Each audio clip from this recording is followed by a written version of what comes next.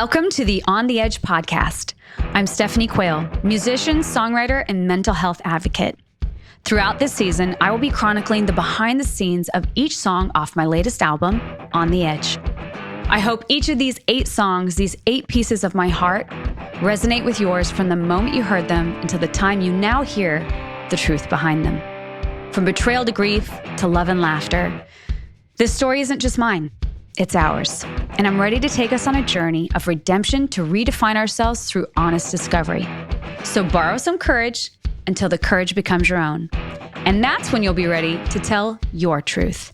So buckle up, because sometimes the truth is stranger than fiction. I'm Stephanie, and this is the On the Edge podcast. I could feel the wind, I could see the fire. In that moment, felt like the only option. Then I turned around, 'cause I'm to get back up count. I had to touch the edge to know the line. I get asked all the time, how do I have so much energy? How do I do it all between the travel, early mornings, late night performances, and projects I'm working on at any given time? I'm gonna let you in on my greatest self-care secret: water. And no, not just the amount of water, it's the type of water. You've probably seen me carrying around a blue bottle. Well, enter Splendor Water. Splendor Water is a volcanic water sourced from the Andes rainforest in La Mana, Ecuador. I've actually been to the source. I guess you could say I am source verified.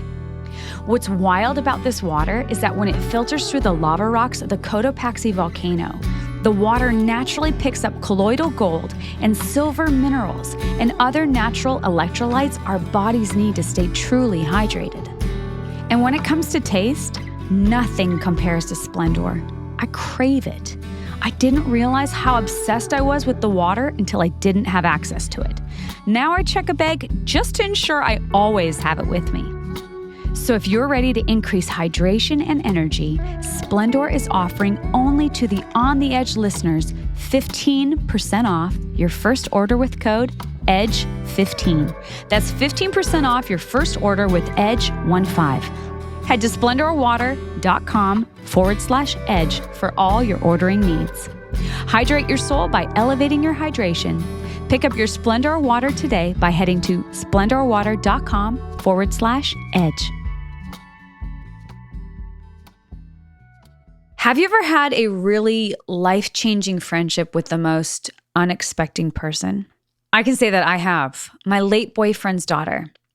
She taught me how to unconditionally love, how to be a quasi-parent, and how to be there for someone at any hour of any day. After her dad's accident, protecting her became my number one priority. That's a large factor in the timing of all this. Because except for close friends, I didn't share my personal story with anyone. I wasn't the only one connected to the lies he was covering up. But years later, she shared she was ready to free herself from the pain and his secrets through painting her story. And in doing so, she gave me permission to then do the same. So while she isn't my daughter, I love her like she is. I didn't get there in enough time for her to say goodbye. And as I gave her to another, I vowed the rest of my life to always pick up the phone, be a friend, promise her I'll never leave her like he did. Yeah, she isn't my daughter, but I love her like she is. Hey there, welcome back. I'm so glad you're here. It means the world to me that we are on this journey together. Your support for the album and advocacy for healing tells me that if we sat down over coffee, I'm pretty sure we'd leave best friends and then we would go sip tequila on my back porch in Montana together. I mean, whoever said the journey back to discovering ourselves couldn't include a good sipping tequila? So, back to loving those that unexpectedly come into our lives. This brings us to track 2, Like She Is. This song is for every stepmom, stepdad, mentor, unexpecting person that walks into your life that you love as your own. I loved this little girl long before I ever fell for her dad. When we first met, I was working at this clothing store, and I just locked the doors, and I was, closing out the register, and I could feel these eyes. And I didn't want to look up because I wanted to get out the door and get my night started. But I couldn't. And I looked up and I saw this little girl looking back at me and her dad standing next to her. In the moment we met eyes, this little precious face with these eyes that were like the ocean, I just immediately I was hers. This song is probably the most detailed and specific to the night of the crash. We chronologically put every detail of that night into this song and what actually unfolded. We didn't change any of the details, but my co-writer and I, wanted the melody of this one to be upbeat because we wanted the heaviness and the tragedy of it to still be digestible for the ears. And this is the love song. This is my love song to her, to his daughter. And I made the choice after his accident and after the betrayal to not leave her. And I didn't leave LA for an entire year just so that she knew that I was there. As Tori and I think back to when we wrote this one, we're pretty sure this was the second song we wrote. And we just, got done writing The Lost Years, and there was the weight of that. And I had this little melody in my head. And I believe it was the verse.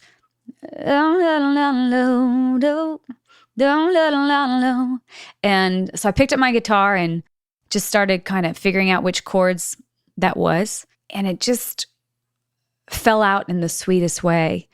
Again, the details of that night are so riddled with heartbreak and tragedy, but the melody and the music bring a lightness to it and a sweetness to something so hard.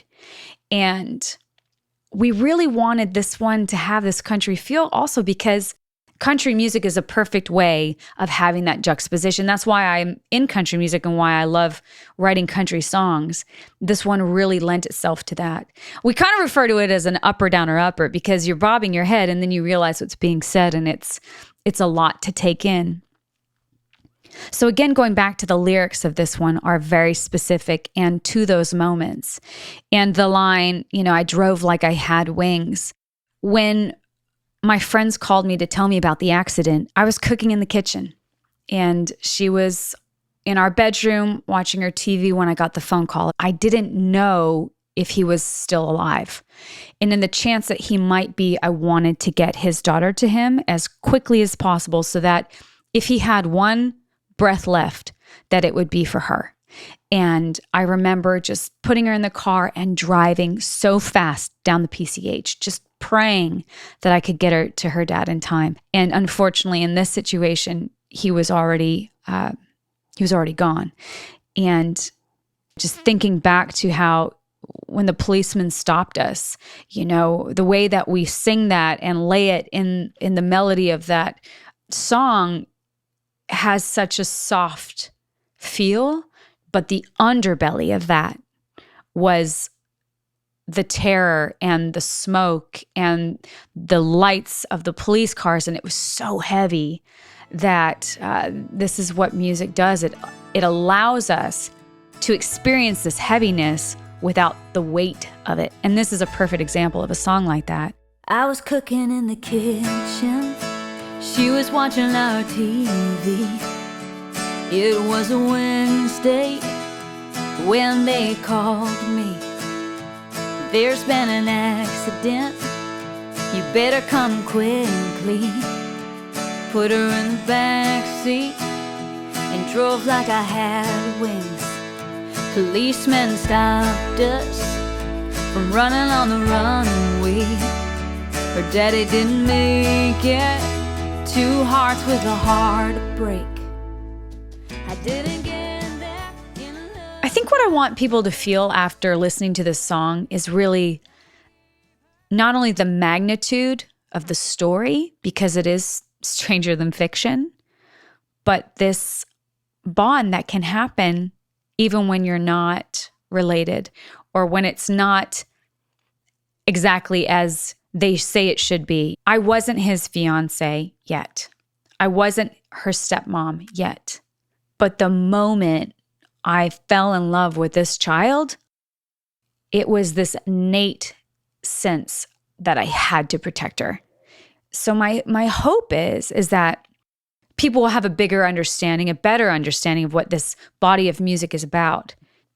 So yes, this song has an upbeat melody with devastatingly true lyrics intertwined with a very heartwarming message. But isn't that just life? Confusing, contradictory, and chaotic all at once.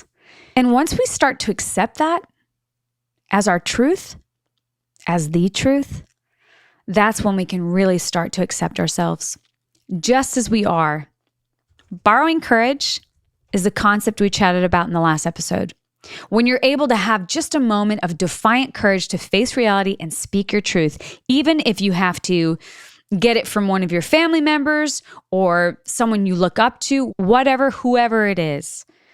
For this song, I was able to borrow courage from her, to free us up from covering up the truth of her story, to release all the pain and truly heal. And that is my greatest hope for you. I didn't get there in enough time for her to say goodbye. This show is produced by Elizabeth Evans Media Productions. All rights reserved. Hey y'all, if you're loving this show, it would be awesome to hear from you. Head to your podcast app, scroll down to where it says ratings and review, and share your thoughts with, well, a rating and a review. Your words might just be what the next person needs to tune in and find the healing they're needing in their life.